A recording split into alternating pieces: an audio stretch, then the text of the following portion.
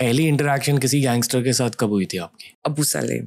Underworld don Abu Salem, gangster Abu Salem. आप believe नहीं करोगे, उसको सब मीडिया में बोलते थे हैंडसम गैंगस्टर है। वो बहुत पर्टिकुलर होता था अपने कपड़ों के लेके, अपने बाल को लेके। मुंबई बम ब्लास्ट के आरोपी अबू सलेम को भी अब भी डी गैंग के मेंबर्स हैं मुंबई में? बहुत है, दाऊद इब्राहिम, छोटा राजन, ये लोग आपके फियर पे खेलते हैं। एम होता है कि सामने वाला हमसे डरे, और अगर सामने वाला नहीं डरे तो फिर उड़ा देते हैं। Over 250 people were killed, blast ripped apart the city and the heart of Mumbai. Media trials नाम की एक चीज होती है, यानी कि मीडिया ही घोषित कर देती है जुडिशरी के घोषित करने से पहले। पर कभी कभी जिंदगी कुछ अजीब तरीके से काम करती है। मुंबई की one of a top crime reporter रह चुकी हूँ। वो टाइम पे सब कोई स्पीड डायल पे था, पॉलिटिशियंस हो या पुलिस हो, तो ऐसा लगता था अरे मैं ही सब कुछ हूँ, भगवान बन गए हम ही। तो भगवान ने सोचा चलो दिखा देता हूँ तुम्हें असली पावर क्या है। Journalist has been arrested in the connection with गिरफ्तार महिला पत्रकार जिग्ना वोरा को। Journalist Jigna Vora being booked under various sections. journalist Jigna Vora's arrest. Vora JD की हत्या की साजिश में शरीक थी। 15-16 दिन के बाद मुझे जेल भेजा जाता है। वो जेल वही था जिसके बारे में मैं स्टोरीज लिखती थी।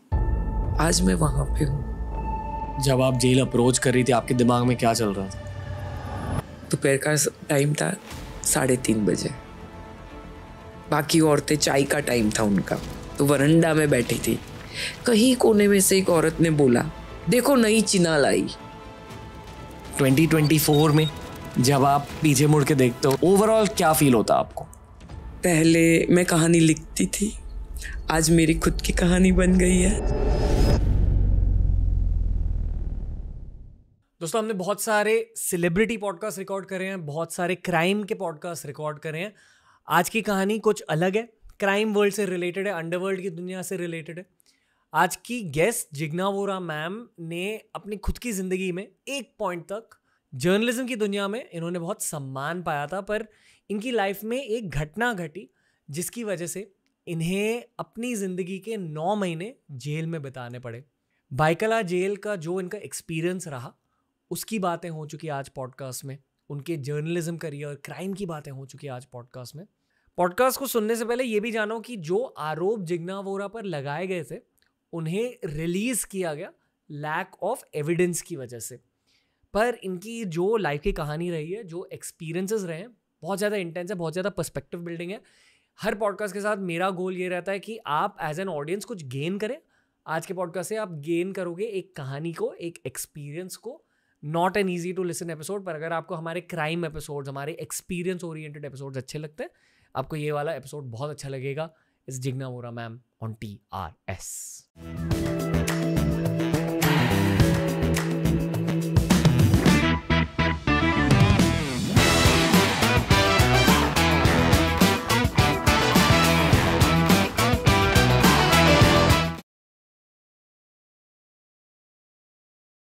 जिग्ना वोरा मैम का स्वागत है द रणवीर शो में।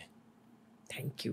कैसे हो मैम? एकदम बढ़िया। ओके, मैं ये मानता हूँ कि अलग अलग कंटेंट के फॉर्मेट्स होते हैं और हर फॉर्मेट में बेसिकली स्टोरी टेलिंग ही हो रही है। आप पर एक पूरा नेटफ्लिक्स का शो बनाया जा चुका है, स्कूप नाम का। बहुत सारे लोगों ने स्कूप देखा हुआ है, पर मैं ये भी मानता हूँ कि कभी कभी इस फॉर्मेट के थ्रू जब आप एक्चुअली उस स्टोरी के मेन कैरेक्टर से बात कर रहे होते हो, तो और ज़्यादा डिटेल्स निकल के आते हैं। And personally I feel podcast go closer to the truth. तो पहले तो थैंक यू कि आप हमसे बात कर रहे हो। मैंने आपसे अब तक बहुत कम बात करी है ताकि ऑर्गेनिक कॉन्वर्सेशन रहे हमारी। 2024 में जब आप पीछे मुड़ के देखते हो, जब स्कैन बैक करते हो, ओवरऑल क्या फील होता है आपको? मैं कल ही किसी से बात कर रही थी कि यार 50 साल हो गए जी, और ये 50 साल में क्या क्या नहीं देख लिया। बहुत कुछ देख लिया। बचपन पकड़ो, या एक ट्रांजिशन है मेरे लिए जी। आज मैं जब आपसे बात कर रही हूँ तो सोचती हूँ, सवेरे से सोच रही थी इनफैक्ट, कि लाइफ मेरी एक कहानी बन गई। पहले मैं कहानी लिखती थी, आज मेरी खुद की कहानी बन गई है। और ये सफ़र बहुत बहुत ही लर्निंग एक्सपीरियंस है। जी। बहुत कुछ सीखा और अभी भी सीख रही हूँ। सो हाँ, अच्छा लग रहा है। Okay. आपके जर्नलिज्म करियर की शुरुआत कब हुई? 2005 शुरुआत 2005 में हुई थी। में हुई। ओके। या आप बॉम्बे में पले बड़े हो? हाँ, जन्म भी बॉम्बे में है जी। एंड स्कूलिंग, कॉलेज, सब कुछ बॉम्बे में है। 90s के अंडरवर्ल्ड के बारे में आपको याद क्या है? मुझे याद है चीज़ें। मैं 1993 में जन्मा हूँ, पर बचपन में बहुत कुछ सुनते थे हम। आई थिंक कहते हैं कि आपके memories at age 4 they start forming. Impact, हाँ। तो 1997 से लेकर 2000 तक मुझे याद है कि न्यूज़ पर भी अंडरवर्ल्ड की इतनी बातें होती थी। जनरली रिलेटिव्स के साथ साथ अंडरवर्ल्ड की चर्चा होती थी। आपको क्या याद है? बिकॉज आप शायद तब टीनेजर होंगी। यस 80s और 90s में यस। क्या याद है? मैं 90s नहीं, मैं 80s से स्टार्ट करूँगी। जी। मेरे पिताजी दुबई में रहते थे। सो हम लोग, मैं बचपन मेरा most of the time Dubai में गुजरा है। एंड एज वी नो कि most wanted underworld gangster Dawood Ibrahim जो दुबई में बेस्ड थे, तो शारजा जाते थे मैच देखने, डैड लेके जाते थे। तो वहाँ से वो अंडरवर्ल्ड के क्या होता है वो पता चला। 86 वाला जो जावेद मियांदाद ने लास्ट बॉल पे छक्का मारा था, वो मैच मैंने स्टेडियम में देखी थी। हालांकि मैं तभी 14 साल की थी, बट तभी से पता चला थोड़ा बहुत धीरे धीरे कि ये अंडरवर्ल्ड गैंगस्टर किसको बोलते हैं, क्या है। 1992 में बॉम्ब ब्लास्ट हुए थे, first serial blast in Mumbai जी 12 मार्च को। तभी दैट इज वो एक फर्स्ट एनकाउंटर हुआ अंडरवर्ल्ड के बारे में, पता चला कि अंडरवर्ल्ड क्या कर सकता है। जी। वो बहुत इम्पैक्ट हुआ था उस टाइम पे। मैं दोपहर का टाइम था, मैं कॉलेज से निकली थी, 12th में थी तभी मैं, और बस स्टॉप पे रुकी थी और अचानक पता चला कि बॉम्ब ब्लास्ट हो रहा है। तभी तो मोबाइल कुछ नहीं हुआ करता था और कुछ पता ही नहीं था। I was 17-18 years old. तब पता चला सीरियल बॉम्ब ब्लास्ट क्या होता है। धीरे धीरे तो पूरा बॉम्बे वॉज एक ग्रिप में आ गया था अंडरवर्ल्ड के। जी। बहुत सारी चीज़ें सुनते थे दाऊद इब्राहिम के बारे में, छोटा राजन के बारे में पढ़ते थे न्यूज़ में। फिर 98-99 में तो वहाँ से फिर ब्रेक लग गया। दैन जब ये जर्नी स्टार्ट की एज अ क्राइम रिपोर्टर, तब काफ़ी रिसर्च करने लगी मैं। पर आपने क्राइम रिपोर्टिंग क्यों चूज़ करी खुद के लिए? मैं बेसिकली लॉ बैकग्राउंड से हूँ, LLB हूँ। जी। जब फर्स्ट टाइम इंटरव्यू देने गई न्यूज़पेपर में, फ्री प्रेस जर्नल में, एडिटर ने पूछा कि क्या करना है, कौन सी बीट चाहिए। डिफरेंट बीट होती है, crime beat, medical beat, education beat, court beat. तो मैंने बोला सर जो आप बोलोगे कर लूँगी। At that time I was 33-34 year old. I started career late. तो उन्होंने बोला, CV देख के बोला अच्छा आप LLB हो। मैंने बोला हाँ। तो आप कोर्ट बीट कर लो। सो आई वॉज मैंने कोर्ट बीट से अपना रिपोर्टिंग के डेज स्टार्ट किया। एंड वो कोर्ट बीट से कब क्राइम बीट में चली गई वो पता ही नहीं चला। बहुत बारीक लाइन है कोर्ट और क्राइम के बीच में। एंड इवेंचुअली वो हो गया अपने आप ही शायद। पहली इंटरेक्शन किसी गैंगस्टर के साथ कब हुई थी आपकी?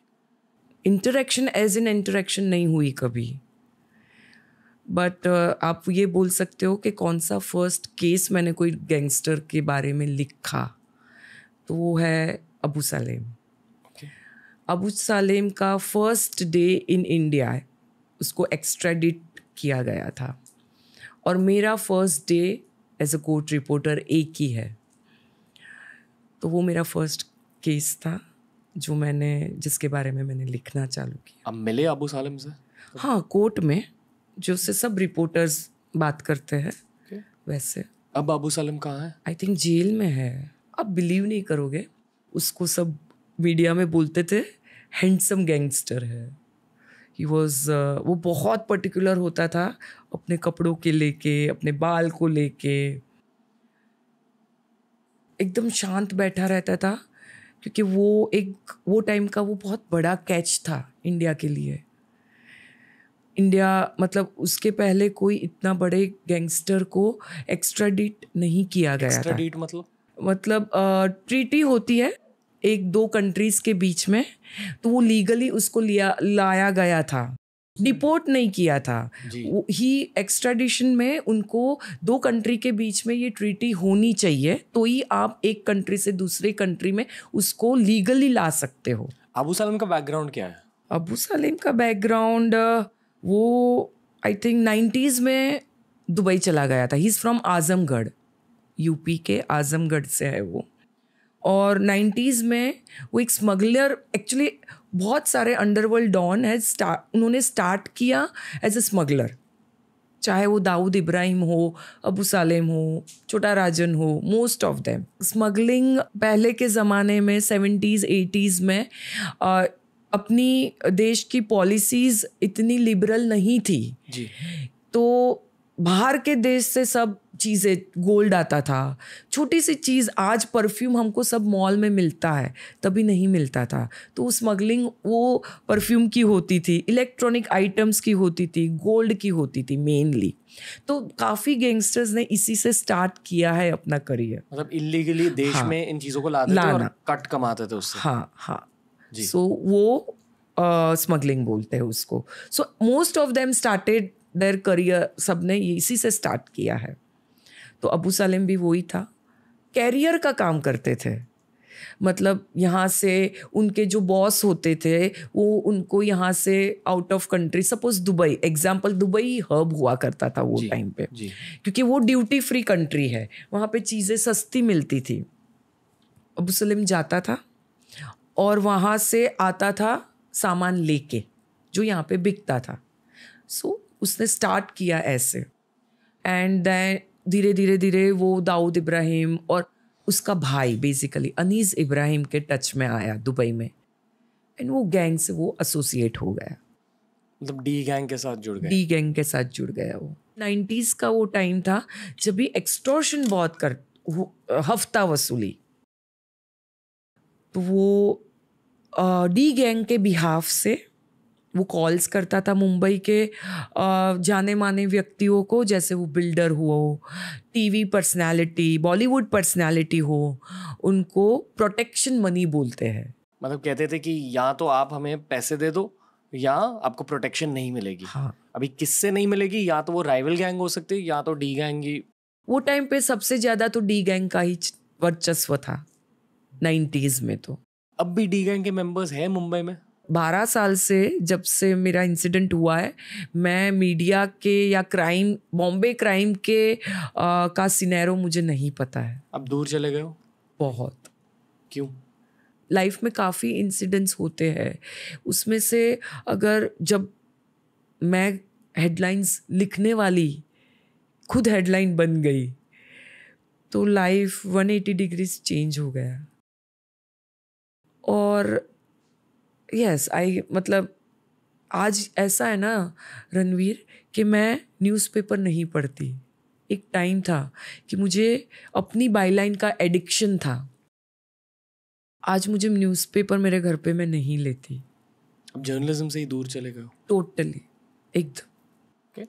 आप ये मानते हो कि स्कूप ने आपके कहानी के सारे पहलू दिखाए थे दुनिया को, या बहुत सारी ऐसी चीज़ें अब तक भी दिखाई नहीं गई है?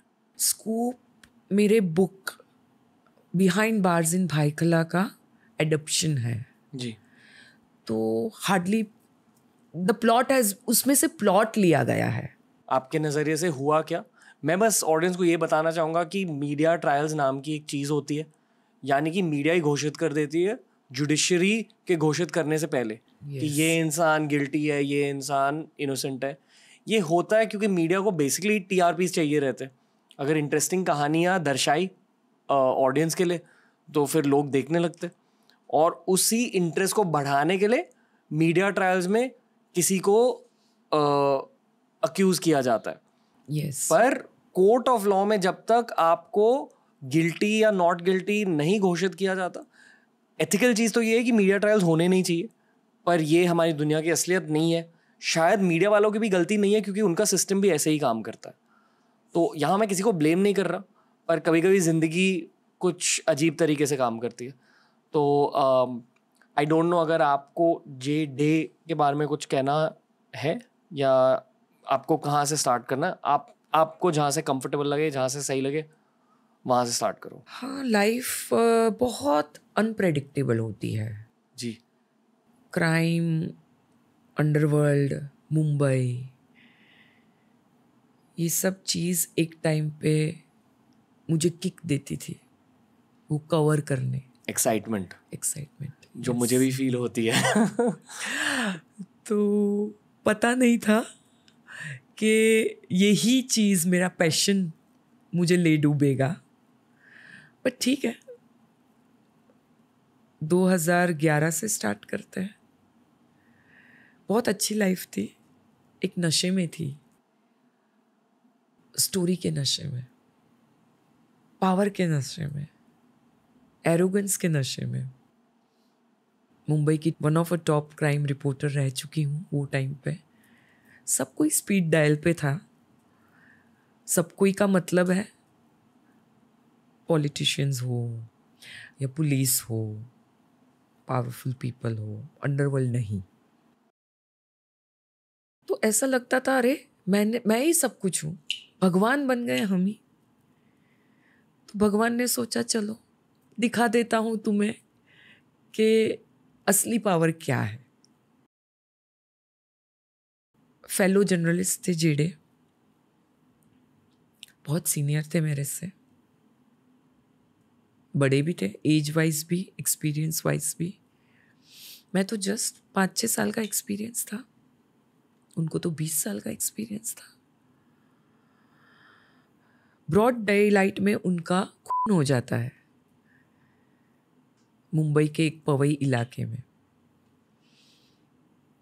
एंड पूरी मीडिया फैटर्निटी शॉक में थी कि क्या हो गया, क्योंकि बहुत अनबिलीवेबल था कि ऐसे किसी रिपोर्टर का मर्डर होना, और वो भी मुंबई जैसे शहर में. थोड़े दिन तो सब स्पेकुलेशन चला, किसने मर्डर किया, क्यों किया. फिर अंडरवर्ल्ड डॉन आई थिंक 4-5 दिन के बाद या 10 दिन के बाद मर्डर के मुंबई पुलिस ने अक्यूज्ड लोग को पकड़ा और डिक्लेयर किया कि छोटा राजन अंडरवर्ल्ड के गैंगस्टर, उसके कहने पर ये मर्डर हुआ है. शूटर को पकड़ा, कॉन्स्पिरेटर, वो सबको पकड़ा. और हम लोग सब प्रेस कॉन्फ्रेंस अटेंड की, स्टोरी बनाई, चलती रही. हर एक दिन नई स्टोरी उसमें से निकलती थी, कहानी क्यों हुआ, रीज़न बताया जाता था. फिर छोटा राजन ने खुद इंटरव्यू दिया किसी न्यूज़ चैनल को कि हाँ मैंने किया है, क्योंकि वो मेरे खिलाफ कहानियाँ लिखता था. जी, यहाँ मैं आपको थोड़ा सा पॉज कर दूंगा ताकि ऑडियंस को कॉन्टेक्स्ट मिले. छोटा राजन थे कौन? छोटा राजन अंडरवर्ल्ड का डॉन है. उसने अपना अंडरवर्ल्ड की इलीगल एक्टिविटीज़ डी कंपनी के साथ जुड़ के की 90s में, 80s में, लेट 80s. वो मुंबई से थे? वो मुंबई से थे. तिलक नगर एक मुंबई का सबब है, वहाँ से है वो. और 1-2 इंसिडेंट में होने के उसने किए होंगे, और वो भी दुबई चला गया 80s में, और वो दाऊद के टच में आया और वो भी दाऊद के गैंग में शामिल हो गया 80s में. फिर 92 ब्लास्ट जो हुआ, जो दाऊद इब्राहिम के कहने पे किया गया, छोटा राजन का ऐसा कहना था वो टाइम पे कि उसका इन्वॉल्वमेंट वो ब्लास्ट में नहीं था, और वो दोनों का फॉल आउट होता है, दाऊद और छोटा राजन का, और वो दाऊद की गैंग छोड़ देता है और उसने अपनी खुद की गैंग चालू की, गैंग का सेटअप किया। दोनों छोटा राजन और दाऊद दोनों खुद राइवल्स हो गए। राइवल हुए क्योंकि ब्रेकअप हो गया। हाँ, okay. Bomb blast backdrop 93 bomb blast miss के बाद उन दोनों के छोटा राजन ने दाऊद की गैंग छोड़ दी। मतलब बेसिकली किसी गैंगस्टर की कमाई एक्सटॉर्शन से होती है, स्मगलिंग से होती है, वगैरह वगैरह, ड्रग ट्रेड, वेपन ट्रेड, जो भी। तो डी गैंग पैसे बना रही थी इन इलीगल चीज़ों की वजह से, और उसमें से शायद छोटा राजन एक की मेंबर थे। जब एक की मेंबर छोड़ के जाते, शायद और लोग भी उनके साथ छोड़ के जाते, तो डी गैंग की पावर हल्के से कम हो जाती है, और जो पैसे बन रहे थे वो भी डिवाइड हो जाते हैं दो गैंग में। शायद इसलिए नई राइवलरी फॉर्म होती है दोनों के बीच। यस, आप सही बात बोल रहे हो। और वो राइवलरी ने मुंबई के अंडरवर्ल्ड का नक्शा ही बदल दिया। दोनों एक दूसरे के लिए गैंग मेंबर के पीछे पड़ गए, शूट आउट होने लगे, और फिर एक लॉ एंड ऑर्डर को मतलब बरकरार रखने के लिए फिर एनकाउंटर्स होने लगे।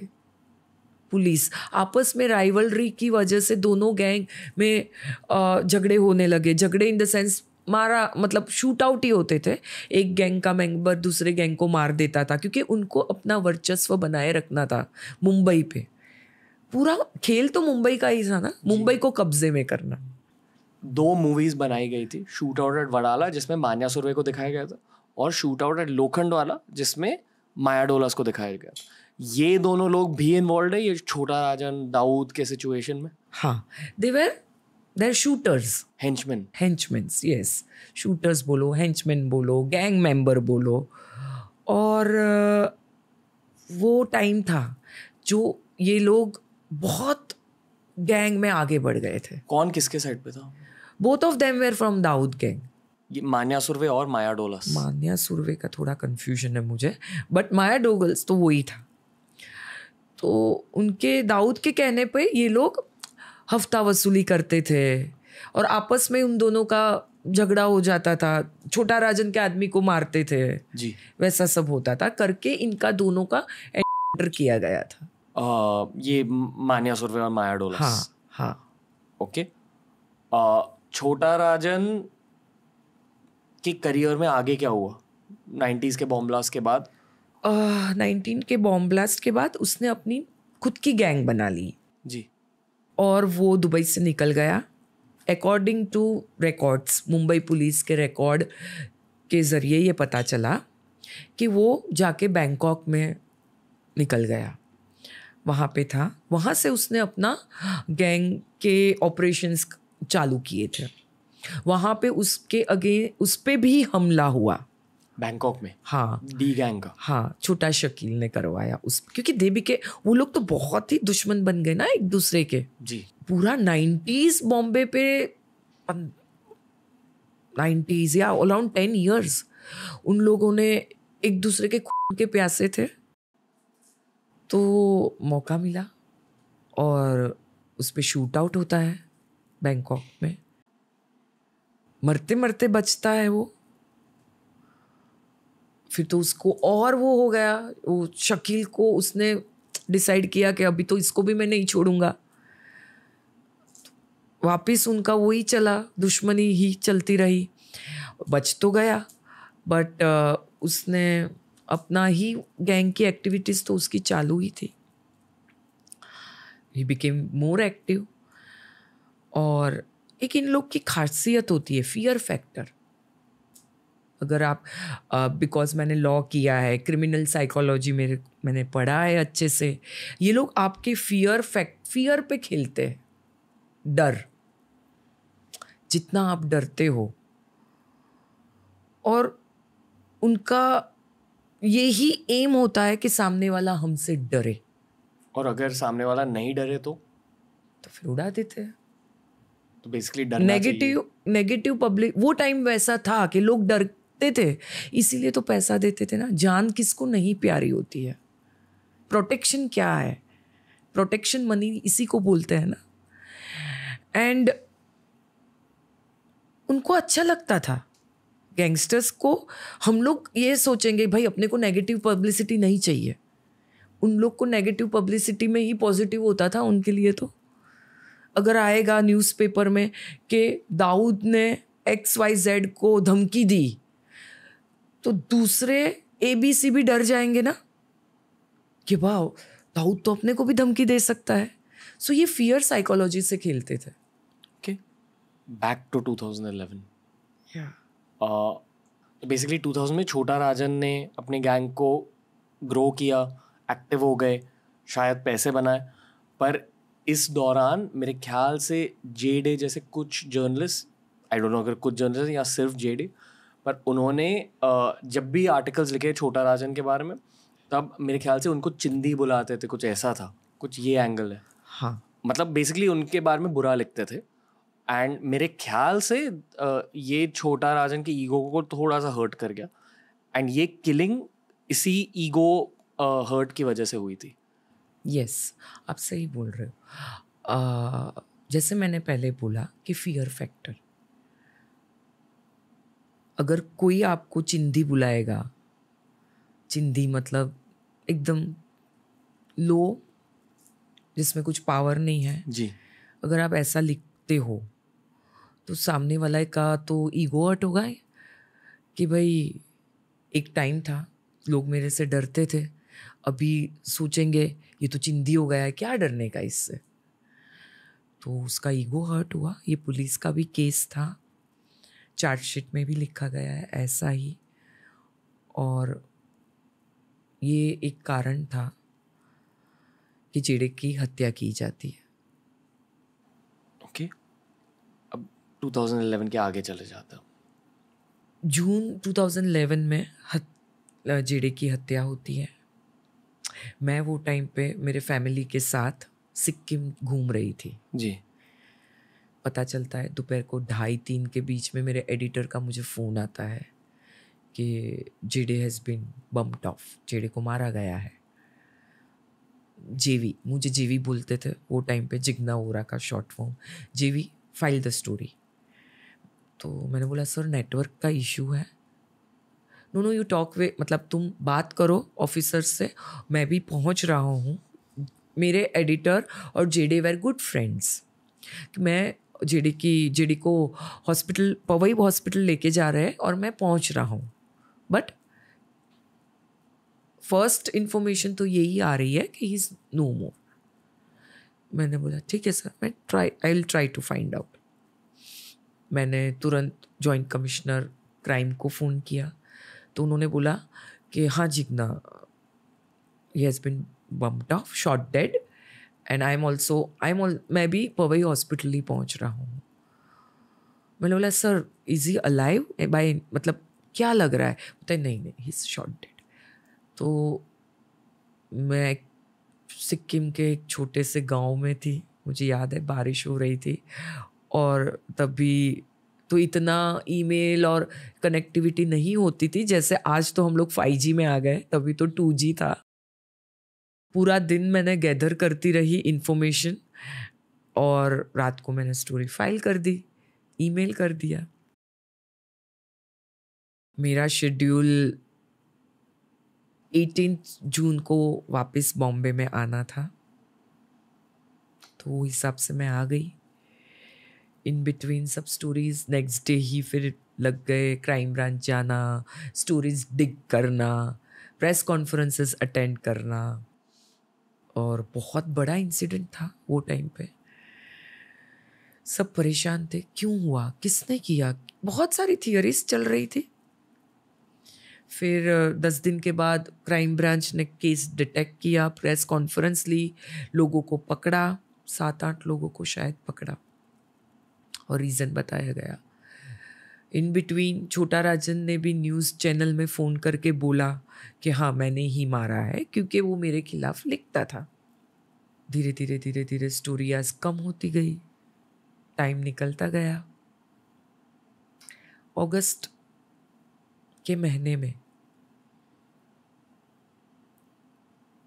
मेन स्ट्रीम न्यूज़पेपर में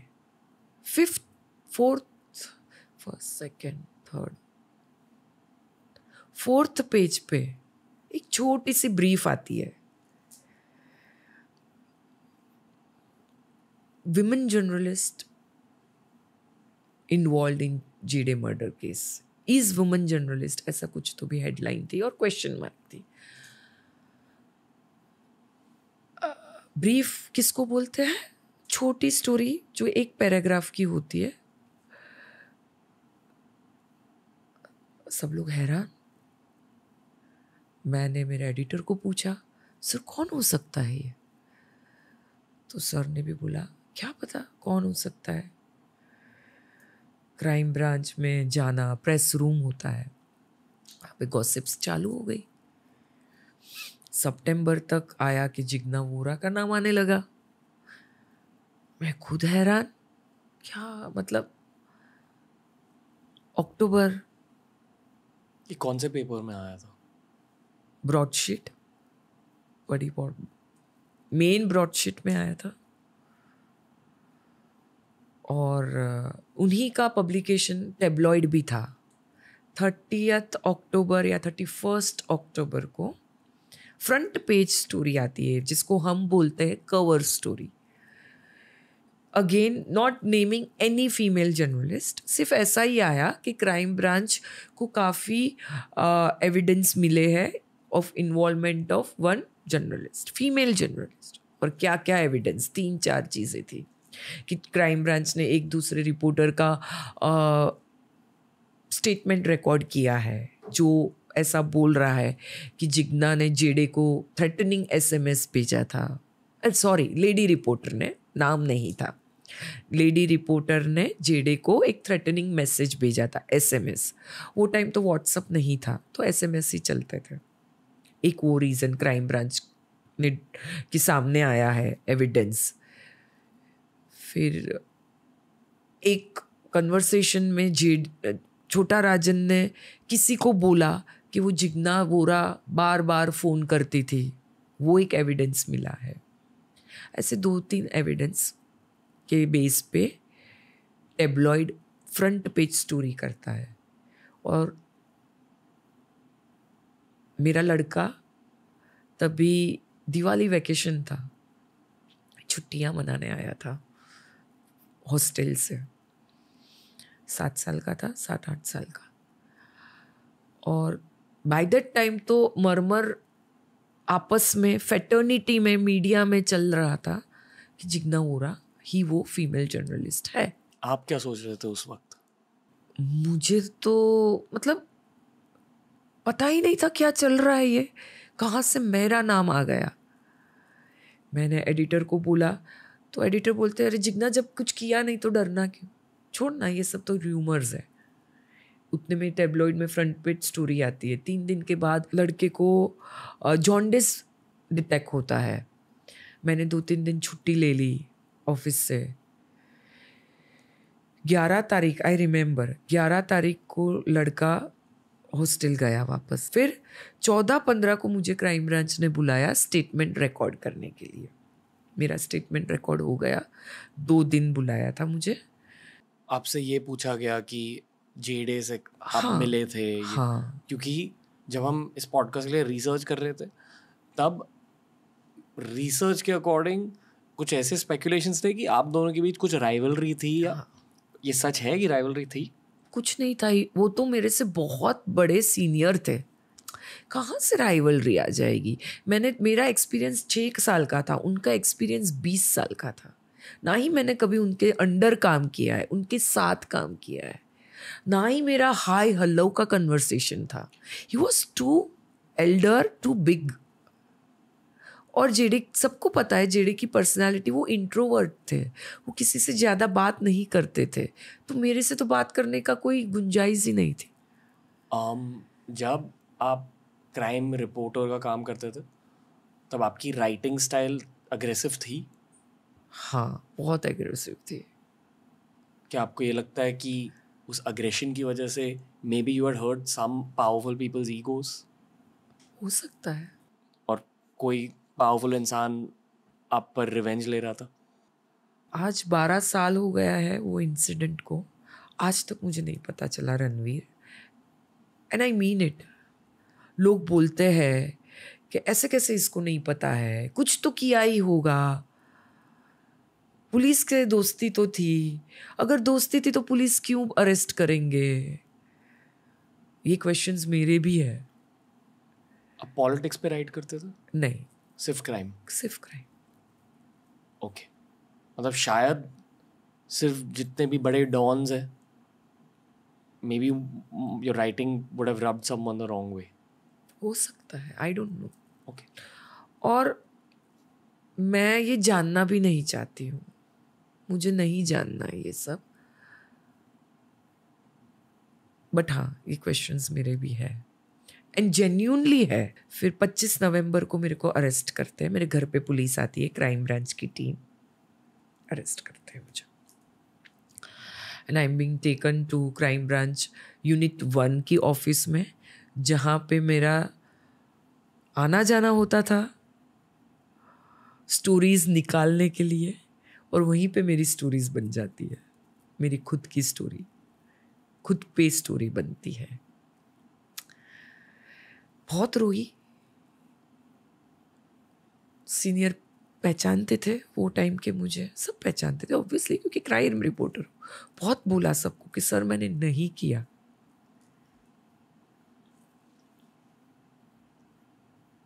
फिर कुछ नहीं, फिर कोर्ट में पेश किया जाता है and I can not forget that.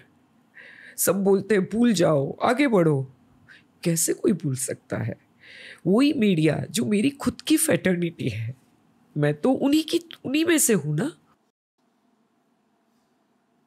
आपने रिसर्च में शायद वो क्लिप्स भी देखे होंगे कि they just pounced on me and तब लगा कि कोई अपना नहीं है। It was eye opener for me. और फिर मुझे कोर्ट में पेश किया जाता है, फिर तो वही लीगल प्रोसीजर स्टार्ट हो जाते हैं एंड 15-16 दिन के बाद मुझे जेल भेजा जाता है। पुलिस कस्टडी होती है पहले, ये लॉ है, फिर जुडिशियल कस्टडी होती है। मेरे पे महाराष्ट्र ऑर्गेनाइज सिंडिकेट की एक्ट लगाई जाती है, जो MCOCA बोलते हैं, मकोका स्ट्रिंजेंट एक्ट है, वो लगाई जाती है। मर्डर, वो तो सब बाई प्रोडक्ट है। मतलब बिना सिचुएशन को जांचे, बिना सिचुएशन को समझे मीडिया आप पर टूट पड़ी, आपकी फ्रेटर्निटी आप पर टूट पड़ी। हाँ, पुलिस से क्या मुझे कुछ ग्रज नहीं है, उन्होंने अपना काम किया, ठीक है। मीडिया की तो मैं खुद की अपनी थी।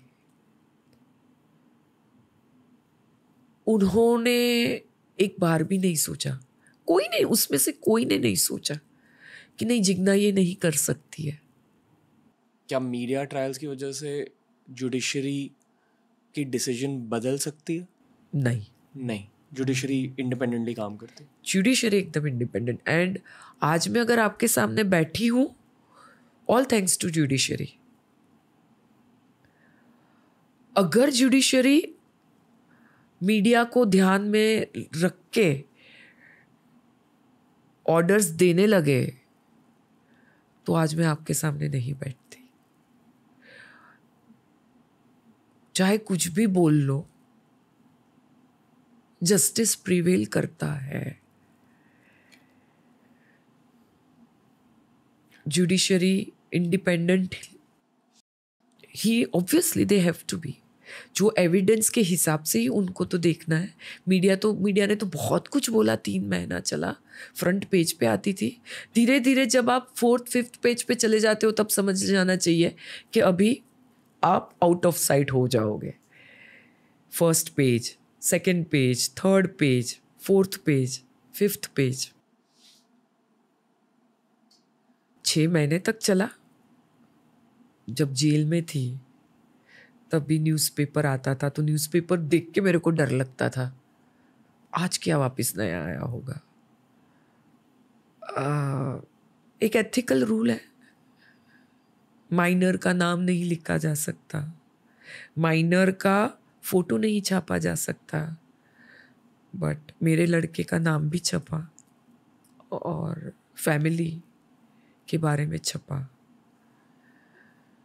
मुझे क्या पसंद है वो छपा। मतलब बहुत सिंपल चीज है। वो टाइम पे मेरी सैलरी होती आई थिंक 80,000 थी। मैं 2-3 क्राइम शो के लिए कंसल्टेंट थी, तो वहाँ से मुझे चेक आता था। ऐसा भी नहीं है कि अंडर द टेबल या व्हाटएवर।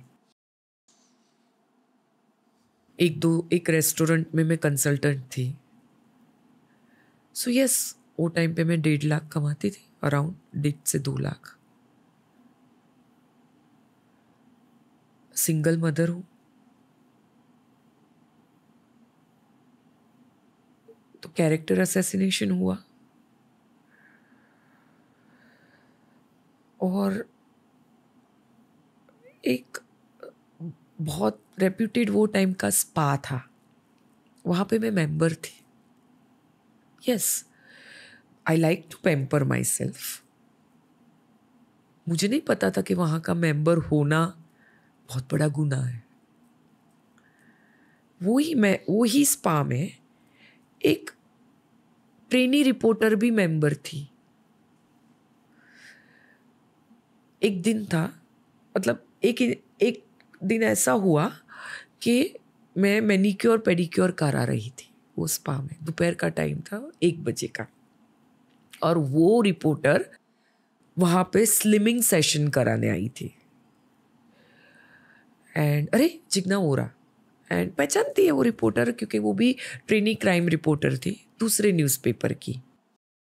और उस दिन हमें क्राइम ब्रांच जाना था एक प्रेस कॉन्फ्रेंस कवर करने। I used to drive car that time, जो मैंने EMI पे ली थी, जिसका EMI मेरे सैलरी अकाउंट से जाता था। वाई मैं ये सब क्यों बोल रही हूँ, क्योंकि इसके पीछे रीज़न है, इसलिए मैं आपको ये बता रही हूँ। आप सोचोगे ये इतना क्यों डिटेल में बता रहे हो मुझे। तो मैंने बोला वो लड़की को, चल साथ में जाते हैं, कार लाई हूँ, दोनों को वहीं जाना है, तो क्यों ट्रेन में जाएगी। तो उसने बोला हाँ ठीक है, साथ में जाते हैं। आज मुझे ना रणवीर वो कन्वर्सेशन इतना याद है। कार वडाला से ही जा रही थी, एंटॉप हिल, वहाँ पे एक नागोरी चाय वाला है, वहाँ पे ट्रैफिक में खड़े थे हम लोग। एंड 2 लड़कियाँ कुछ भी बात कर सकती है ना। तो उसने पूछा अरे जिग्ना क्या पसंद है, मतलब मोमोज बहुत पसंद है। तो जनरल कन्वर्सेशन थी। मुझे अभी भी वो याद है क्योंकि वो ट्रैफिक में नागोरी चाय वाले के पास गाड़ी मेरी रुकी थी। अच्छा आपका लड़के के बारे में, अच्छा हॉस्टल में है, अरे मेरी बहन का भी बच्चा है, उसको भी हम लोग हॉस्टल में डालने को सोच रहे, क्या फीस है। मैंने बोला 80,000 पर ईयर की है। ये सब नॉर्मल कन्वर्सेशन है। क्राइम ब्रांच पहुंच गए, प्रेस कॉन्फ्रेंस, वो चीज़ सब कुछ हो गया। जब मैं अरेस्ट हुई तब ये स्टोरी उसने न्यूज़पेपर में डाली कि जिग्ना वोरा का लड़का हॉस्टल में पढ़ता है, उसकी फीस इतनी ज़्यादा 80,000 है, जिग्ना वोरा स्पा में मेंबर है, जिसकी लाइफ मेंबरशिप 40,000 फॉर ईयर है। She likes to go there and pamper herself, manicure pedicure, जिसका रेट 750 रुपया है। तो शी लाइक्स मोमो, उसकी कार है वाइट कलर की। तो ये सब कहाँ से आया पैसा। उसका कहने का मतलब ये था कि जिग्ना वोरा की लाइफस्टाइल बहुत लेविश थी। वो अब तक रिपोर्टर है, मुझे नहीं पता अभी किधर है वो, क्या है। बट इस चीज़ से मैं सीखी, कुछ अपना किसी से पर्सनल चीज़ शेयर मत करो। रणवीर मैं आपसे बहुत बड़ी हूँ, तो ये एडवाइस मैं आपको भी दूंगी। कब कोई क्या यूज़ करेगा अपने खिलाफ नहीं पता। शायद मैं रिपोर्टर वो टाइम मैंने भी बहुत कवर किए हैं इंसिडेंट, मर्डर, बट मैं अपने आप पे प्राउड हूँ कि मैंने ये सब नहीं लिखा कभी। ठीक है, शायद ये स्टोरी बहुत मसाला था इसमें, लेकिन ये स्टोरी आई तो लोगों का मेरे तरफ देखने का नज़रिया, एक जजमेंटल लोग जज करने लगते हैं। अगर आप लोगों का मानना है कि जो पेपर में आता है वो सच है। तो अगर ये बताया जाता है कि जिग्ना ये सब चीज़ उसकी लाइफस्टाइल थी, तो लोग सोचते हैं अरे ये तो लाइफस्टाइल, इतना पैसा कहाँ से आया एक रिपोर्टर। कि हमारे पूरे देश को गॉसिप बहुत अच्छी ही लगती है। तो लोग बोलते हैं अच्छा अंडरवर्ल्ड से पैसा मिलता होगा। मतलब चाय पकौड़े लेने के वक्त कुछ बात हो जाती है कि अच्छा वो केस के बारे में पता है, वहाँ जो हाँ। रिपोर्टर इन्वॉल्व है पता है, स्पा में जाती है। हाँ, उसे फॉर्डर देने के लिए ये पूरी सिचुएशन हुई थी आपके साथ। और आज भी मेरे पास सब बैंक स्टेटमेंट है मेरे सैलरी अकाउंट से जी। कि ये सब चीज़ जो मेरी थी वो सैलरी अकाउंट से गई है, और एक ही अकाउंट था मेरे पास। बट मैं आपसे जेल के बारे में पूछना चाहूँगा, पर पहले आपसे ये पूछना चाहूँगा कि जब आपको इनोसेंट घोषित किया गया वो कब हुआ था? 2018 2 मई 18।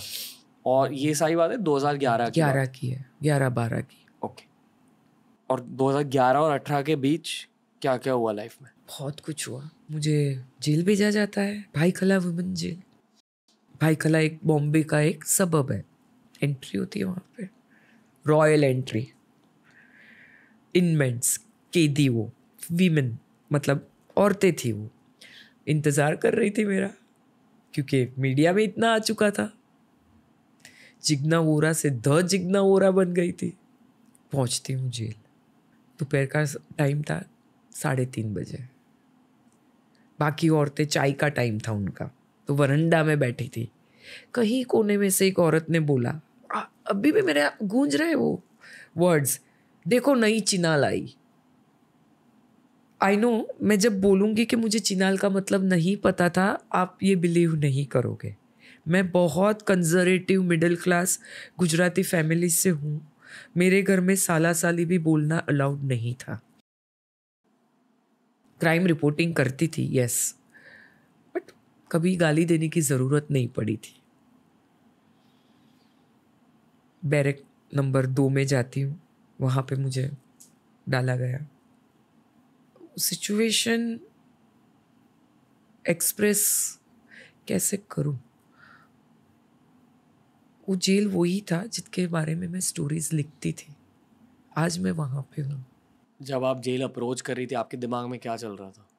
जैसे ही कोर्ट कस्टडी ख़त्म हुई, पुलिस कस्टडी जेल में लेके जा रहे थे। ऑफिसर्स साथ में थे, ladies officers. Sessions court Bombay के साउथ मुंबई में काला घोड़ा में, वहाँ से भाईखला जेल जा रहे थे। जे ब्रिज आए। जे ब्रिज पे से एक वहाँ पे टच एक बिल्डिंग है।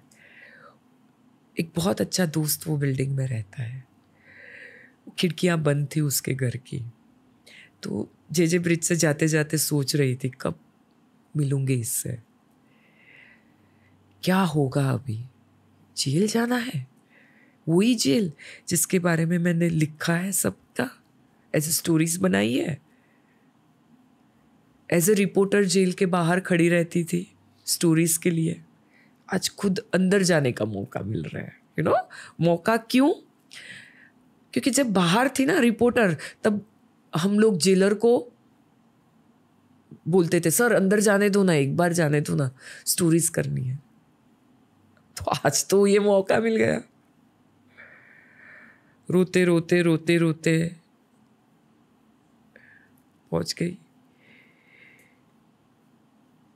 जेल में। अंदर घुसती हूँ, दे टेक सब डिटेल्स लेते हैं मेरी, फिर चेकिंग होती है। चेकिंग हुई, स्ट्रिप चेक बोलते हैं, सब कपड़े निकालते हैं। वो रूल है, मैन्युअल है, दैट्स ओके। बट वो ह्यूमिलिएशन था मेरे लिए। वहाँ से फिर बैरक में लेके जाते हैं। कोई दीदी बोल रहा है, कोई बहन बोल रहा है, अरे दीदी टेंशन मत करो, हो जाएगा। अनसर्टनिटी तो थी, पता नहीं था क्या होगा। बैक ऑफ माइंड वो बच्चे लोग को देख के मुझे मेरा बच्चा याद आ रहा था कि क्या कर रहा होगा लड़का, उसको पता चल गया होगा, घर वाले के क्या हाल होंगे। बहुत रोई, बहुत रोई।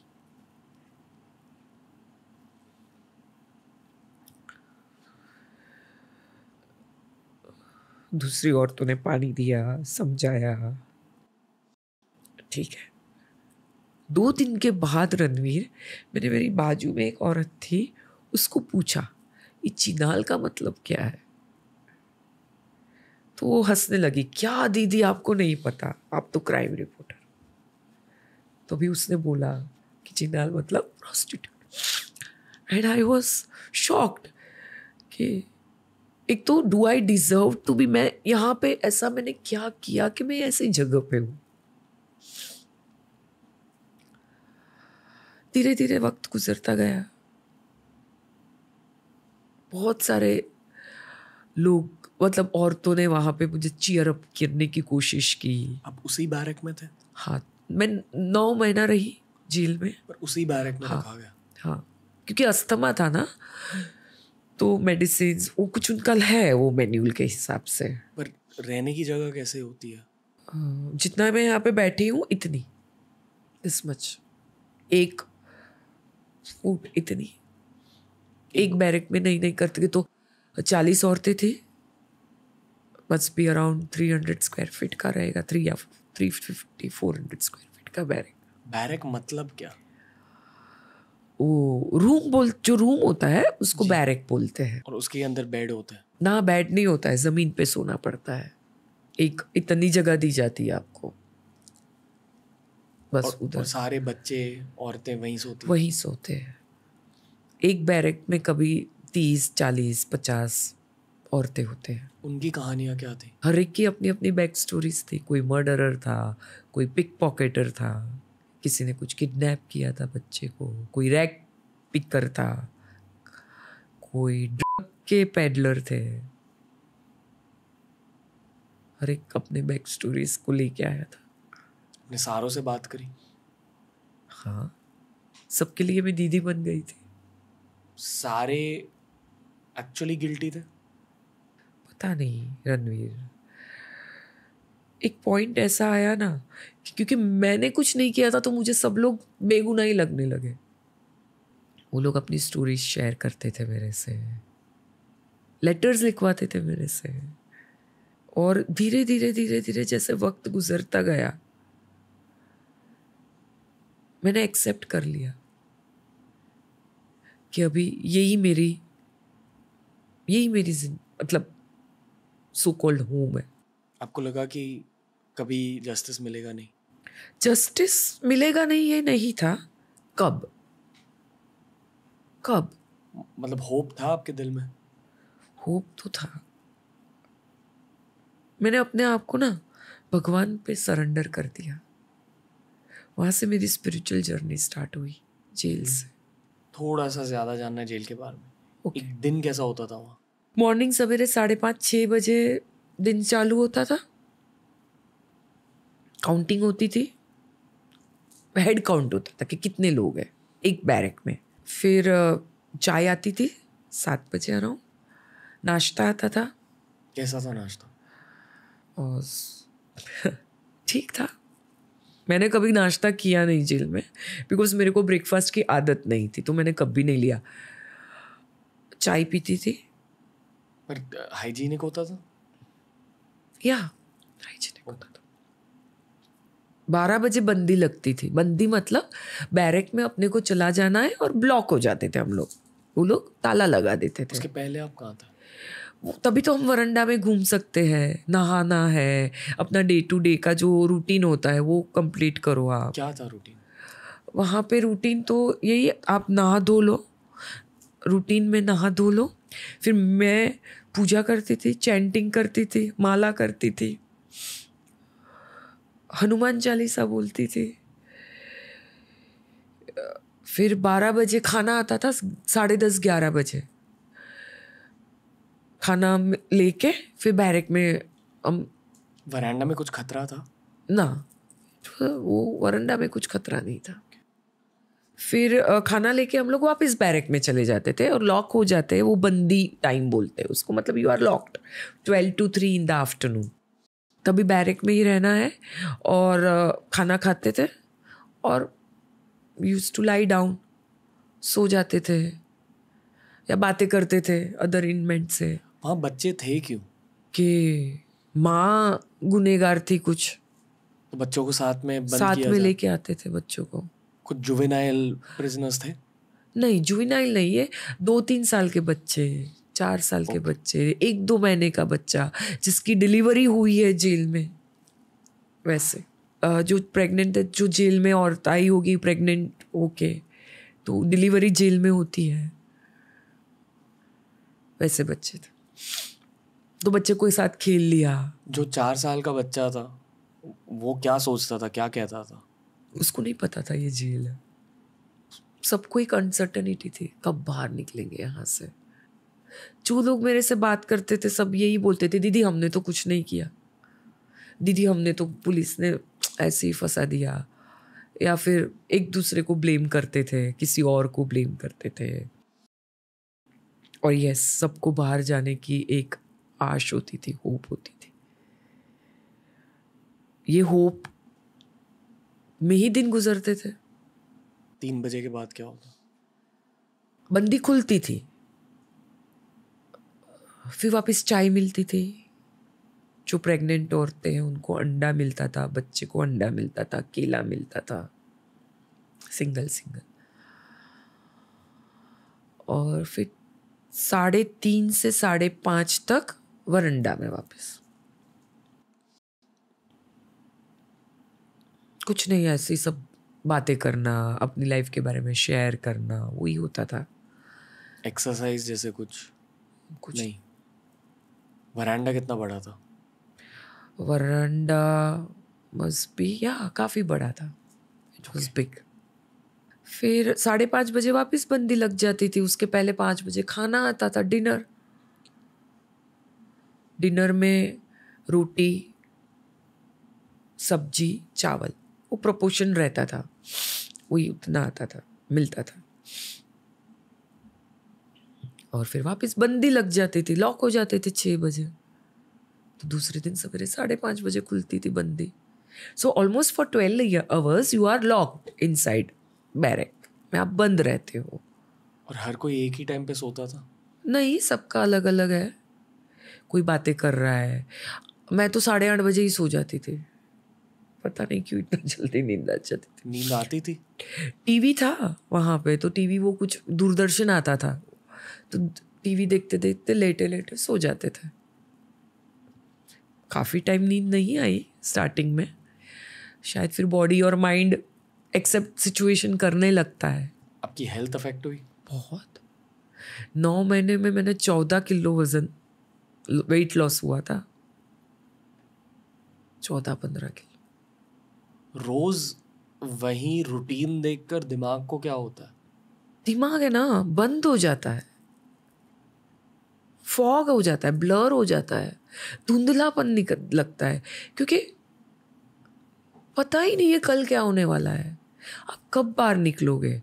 भाई कला जेल के यहाँ पे मतलब बहुत सारी रेस्टोरेंट्स है, ट्रैफिक की आवाज़ें आती है, और रेस्टोरेंट से खाने की खुशबू आती है। तो हम लोग बात करते थे बाहर जाके, कब बाहर का खाना मिलेगा, अच्छा बाहर जाके ये खाएंगे, पनीर खाएंगे, यही कन्वर्सेशन होता था। यही सब बातें करते करते करते टाइम निकालते थे, अपने केस के बारे में डिस्कस करते थे लोग। झगड़े होते थे लोगों के? बहुत झगड़े होते थे, बहुत। कुछ छोटी गाली दो मतलब एक दूसरे को तो वो लग जाती थी, ईगो हर्ट हो जाता था। 9 महीनों में सीखा क्या? पहले तो जमीन पे आ गई ना, सबसे पहले तो ईगो। मेरे में भी ईगो था, क्योंकि था ना यार, मैं कौन हूँ, देखा टॉप क्राइम रिपोर्टर, मेरे लिए तो सब ऐसे चुपटे। वो सब निकल गया, एरोगेंस निकल गई, पेशेंस। आज तुम मुझे कुछ भी बोल रहे हो, आज मुझे तुम 10 घंटा भी एक जगह पे बिठा रखोगे ना, मैं जरा भी इरिटेट नहीं होंगी, कुछ नहीं, बैठी रहूंगी चुपचाप। पहले तो 2 मिनट सिग्नल में खड़े रहने को ऐसा लगता था, अरे क्या यार इतना ट्रैफिक है, कुछ नहीं, अभी आराम से। अभी सोचती हूँ आज यहाँ पे 1.5 घंटा लगा मुझे आने, कुछ नहीं, मैं अपने हनुमान चालीसा बोल रही थी 1.5 घंटे में, नहीं तो 51 टाइम्स बोल दिया मैंने हनुमान चालीसा। जेल में भगवान पे श्रद्धा बढ़ गई, बहुत बढ़ गई। हर कोई पूजा पाठ करता है? नहीं, मैंने सरेंडर कर दिया भगवान को। रणवीर, मैं जेल में 400-500 टाइम दिन में हनुमान चालीसा बोलती थी और वो कवच बन गया था मेरे आगे पीछे। अब भी देखो गूज़बम्स आ रहे हैं मेरे को। वहां से मेरा स्पिरिचुअलिज्म नेक्स्ट लेवल का। इतनी मैं शांत हो गई कि आज मैं खुद हैरान हूं अपने आप को देख के। जो मन में वो उथल पथल होती थी पहले, अब नहीं होती। जेल में मुझे इंट्रोस्पेक्ट करने का टाइम मिला अंदर, अपने अंदर, कि ये मेरे साथ क्यों हुआ। जेल से पहले भी एक धार्मिक साइड थी आपकी? या बट नॉट इतनी जी। जिससे अभी हो गई और जेल के बाद हो गई, जेल में हो गई। कभी आप सोचते थे उन डॉन्स के बारे में जेल में, कि ये जगह उनके लिए एक्चुअली बनाई गई है? नहीं, मैं सिर्फ अपने बारे में सोचती थी। बहुत सारी चीजें अंदर थी कि क्यों हुआ ये। बहुत सारे क्वेश्चंस थे, उसी के आंसर्स ढूंढती रहती थी। व्हाई मी? अब आगे क्या? कहां पे किधर चूक हुई? यही सब चल रहा था अंदर। उस बुक में क्या लिखा आपने? इससे भी ज्यादा? हाँ, बुक में यही है सब चीज़ें कि आप जेल से पहले हम कितने इग्नोरेंट होते हैं। छोटी छोटी चीज़ कितना इम्पोर्टेंस होती है, कितनी इम्पोर्टेंट हो जाती है। सिंपल हुए वक्त, हाय हाय करके जीना, ये सब चीज़ें जेल में एक स्लाइड के से आती थी मेरे सामने। रिश्ते, यस, सबसे ज़्यादा रिश्ते के बारे में बहुत सोचती थी। रिश्ते की सच्चाइयाँ सामने आ गई, बहुत सारे रिश्तों की। शायद वही रिजेक्शंस, उसी की वजह से, शायद उसमें से मुझे बहुत स्ट्रेंथ मिली। मतलब लोग आपसे दूर हट गए? यस। जो पहले आपके दोस्त भी थे वो भी दूर हटने लगे? दोस्त तो कोई था, निकला ही नहीं, कोई दिखा ही नहीं। सिर्फ फैमिली थी? सिर्फ फैमिली थी। 2 दोस्त थे, एक स्कूल फ्रेंड जो 30 इयर्स की फ्रेंडशिप थी, वो आया जेल में मिलने, परमिशन लेके आया। और एक दूसरा फ्रेंड वो आया अहमदाबाद से। बाकी तो कोई नहीं आया। बॉयफ्रेंड भी नहीं आया, एडिटर भी नहीं आया। Editor was the first one to disassociate for whatever reason. जो भी उसके हालात हो गए। मुझे कुछ आज मुझे नहीं चाहिए किसी से कुछ जस्टिफिकेशन। बट अगर मैं 12 साल पहले जेल में बैठ के सोचती थी कि ये इंसान मुझे मिलने आएगा, ये आएगा, और रोज एक होप में गुजरती थी। चिट्ठी आती थी मुलाकात की, शाम को 6 बजे के बाद, बंदी के बाद एक चिट आती थी। उसमें मुलाकातियों के नाम आते थे, जिग्ना, सुनीता, मतलब कोई मिलने आया है। एक लड़की आके वो रोल आउट करती थी नाम। तो वो बैरेक्स से मुलाकात के रूम तक जाना, इट्स 2 मिनट्स चलते, तभी रहता था कौन आया होगा मुझे मिलने। वो एक होप, ये आया होगा। सीखी बहुत कुछ, रिश्तों के बारे में सबसे ज्यादा सीखी। जेल और बिग बॉस में फर्क क्या था? हाँ, इट्स परफेक्ट। देखो, बिग बॉस मुंह पे स्माइल लाता है, सबसे बड़ा फर्क ये है। बिग बॉस में जानबूझ के गई थी, नोइंग कि मैं बिग बॉस में जा रही हूँ। जेल में ऐसा नहीं था ना, जेल में अनसर्टनिटी थी। बिग बॉस में तो पता ही था कि ज़्यादा से ज़्यादा एट लास्ट तक टिके तो 105 दिन का तो कॉन्ट्रैक्ट है, 106th डे तो I am going to be at home. Conscious था, बिग बॉस गेम है, रियलिटी में जेल गेम नहीं थी। कॉमन क्या है दोनों में? कन्फाइनमेंट। और लोगों के कैरेक्टर्स बाहर निकल के आते हैं। दोनों में एक चीज़ बहुत कॉमन और भी है रणवीर, कि जेल में भी लोग फेक होते हैं, सच नहीं बोलते हैं। और बिग बॉस में तो सब लोग ही फेक होते हैं। सब लोग ही फेक होते हैं? हाँ। क्यों? सबको ट्रॉफी जीतनी है। प्लस हर किसी को पता है कि बहुत ज़्यादा पीआर मिलेगा बिग बॉस की वजह से। पब्लिसिटी। अपनी बेस्ट साइड्स दिखाना चाह रहे हैं। वो बेस्ट साइड में के चक्कर में क्या वो वर्स्ट साइड दिखा रहे? सबसे मार्केटेबल साइड। हाँ, बट आगे क्या? ट्रॉफी के बाद क्या? पैसे। उसके बाद what about your mental health? क्या? What about your image? At least जितना मैं मीडिया को समझाऊँ अब तक, मीडिया ना हमेशा एक अपवर्ड क्लाइम वाली गेम होती है, स्नेक्स एंड लैडर्स की तरह। बिग बॉस एक लैडर की तरह है। फिर जब आप वहाँ तक पहुँचे, अगर आप स्मार्ट हो तो आप रह भी सकते हो। आई फील ये सिर्फ करियर पर्सपेक्टिव से बोल रहा हूँ। आई डोंट इवन नो कि मेंटल हेल्थ पर क्या इफेक्ट होता होगा। बहुत इफेक्ट होता है। Again common in jail and Bigg Boss is about mental health.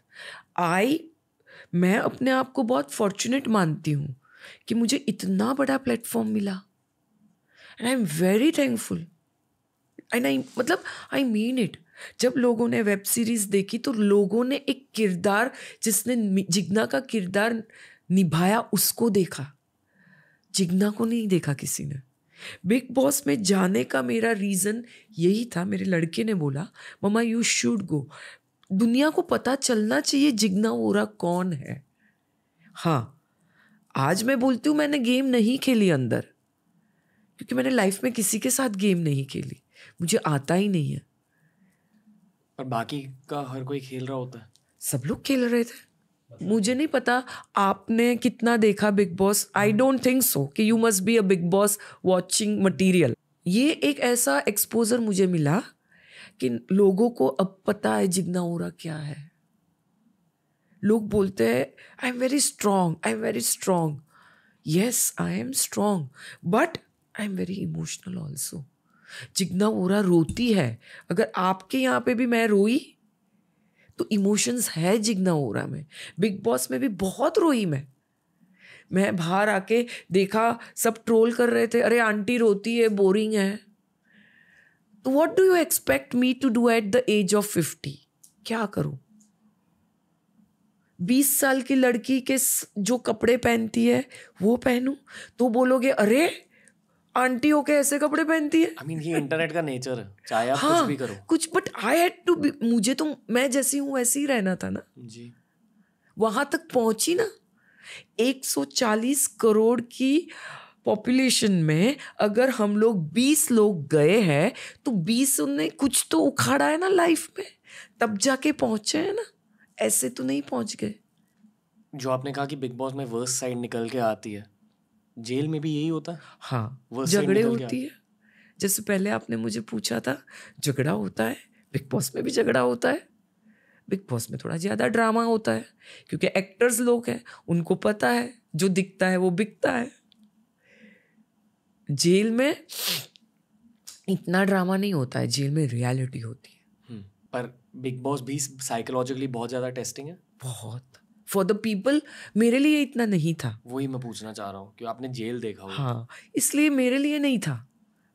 पर क्या होता है साइकोलॉजिकली टेस्टिंग? मतलब क्या? खाने का इशू है, राशन बिग बॉस में। तो अगर खाना नहीं है, it's a mind game basically. Bigg Boss आपको वर्स्ट कंडीशन में आप कैसे रिएक्ट करते हो, that's the whole game is about. मैंने रिस्पॉन्ड करना सीखा है, रिएक्ट नहीं. जी. इसीलिए शायद रिस्पॉन्ड करती थी, इसलिए बोरिंग दिखती थी. बट कुछ मैच्योरिटी लेवल है. I tried. मुझे ऐसा था कि मैं बिग बॉस के बारे में लोगों का परसेप्शन चेंज कर सकते हैं, बट ऐसा नहीं होता है. लोगों को सिर्फ मसाला ही चाहिए. यस, अल्टीमेटली मसाला ही चाहिए. वहां पे एक कंटेस्टेंट था, यूके राइडर बाबू भैया. He lost it mentally. He could not sustain. वो भूख बर्दाश्त नहीं कर पा रहा था. वो बोल रहा था, जिग्ना जी मैं रोज सवेरे पहाड़ी हूँ, उत्तराखंड से हूँ, रोज सवेरे पराठे में मलाई वाला परोठा मम्मा देती है, यहाँ पे तो खाना ही नहीं है. He lost out. सबसे पॉजिटिव कौन था पूरे घर में? पॉजिटिव बिग बॉस में सबसे ज्यादा मुनव्वर था, रिंकू जी थी जो हम से नजदीक थे. उन 9 महीनों के बाद जब आप निकले जेल से, पहली थॉट क्या थी और पहला मील क्या था? थॉट तो घर जाना था. फैमिली लेने आई थी. डर था, बहुत डर था, जो आज भी है.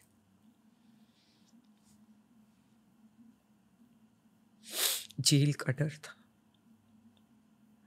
What if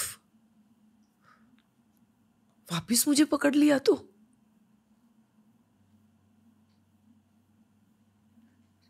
सोसाइटी मुझे कैसे एक्सेप्ट करेगी? 2012 से लेकर 2018 तक केस चल रहा था. हाँ. मेरे ख्याल से बीच में छोटा राजन भी अरेस्ट हुए थे इसी मर्डर को लेकर, राइट? हाँ, मतलब वो amongst other things. he was deported from Bali, so he came in India in 2016. Yes. अभी वो जेल में है. हाँ, कौन सी जेल में वो? दिल्ली तिहाड़ जेल. ओके. जब उन्हें अरेस्ट किया गया, of course it had implications on your case, right? Yes. In case से ज्यादा तो मेरे मेंटल हेल्थ पे इम्प्लीकेशंस होने के लगे थे. I was scared. I am a single mother. मेरी सिक्योरिटी का क्या? I was really very scared. मतलब छोटा राजन के अरेस्ट होने से आपके सिक्योरिटी? अभी तो वो इंडिया में आ गया, कोई क्या उसका गैंग मेंबर मेरे को कुछ कर देगा तो? You never know. पर आप उनके एनिमी थे?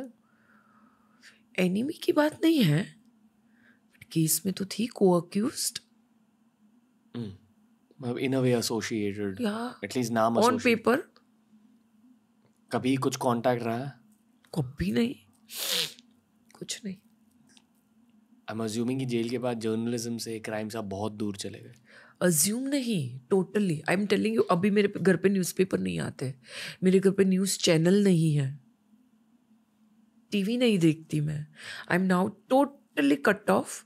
आज अभी मेरा फ़ोन चेक करोगे, कोई जर्नलिस्ट का नंबर नहीं है मेरे पास, कुछ भी नहीं.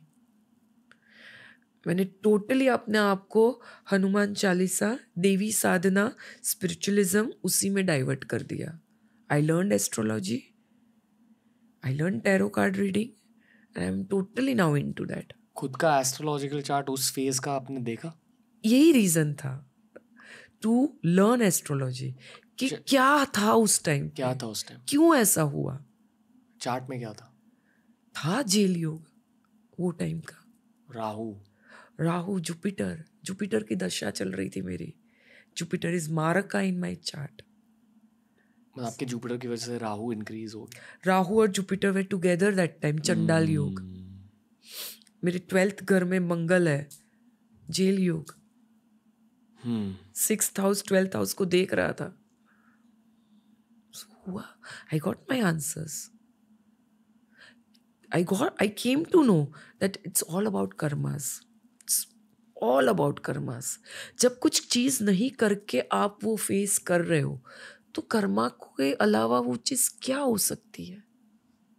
होगा. मैंने ये एक्सेप्ट किया कि कभी ना कभी, कौन से भी जन्म में मैंने जेडे के साथ कुछ हुआ होगा मेरा और उसका, कि इस जन्म में प्रारंभ, सब पजल एक साथ आया, हुए, बैठ गया वो